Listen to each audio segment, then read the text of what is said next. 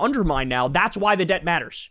Because the debt will actually become a huge problem if and when the dollar is no longer the world reserve currency. The firm said it expects federal debt to increase to around 134% of gross domestic product by 2035, up from 98% last year. GDP is a measure of all-around economic activity of companies, governments, and people in a country.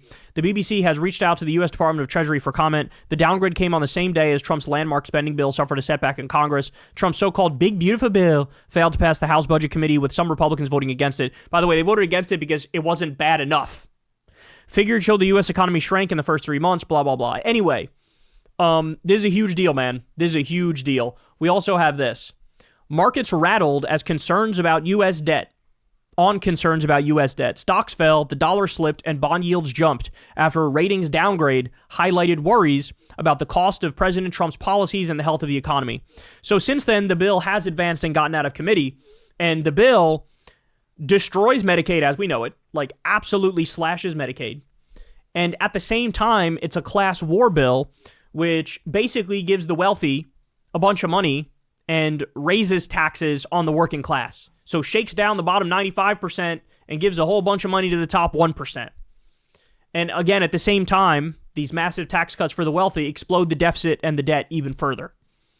And so between the trade war, which is idiotic, the lack of faith in the dollar, and now this, I even at this late date, I feel like the market, even though it's going down, we're nowhere near the bottom, bro. Because we have an average tariff rate that looks like that of Smoot-Hawley, which exacerbated the Great Depression. And people really think, oh, buy the dip, we've hit the bottom. What are you, crazy? We're nowhere near the bottom, bro. And now you have Bessent going on the Sunday show saying, like, no, the tariff pause really is just a pause, and maybe we'll go back to the higher rates. And it's like, are you guys just begging for an economic collapse? Because you're doing everything you can to bring one about. That's for damn sure. So we are really, really on shaky ground right now.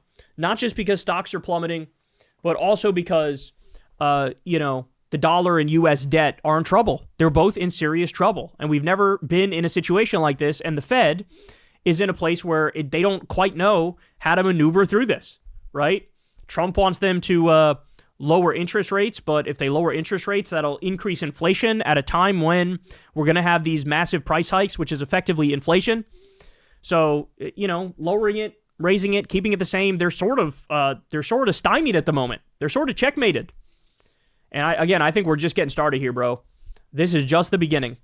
And the people who are running this country have no fucking idea in the slightest what they're doing. Hey, y'all, do me a favor and like and subscribe. It helps out big time in the algorithm. Click the bell as well for notifications when videos drop. And watch that video on screen right now. You know you want to.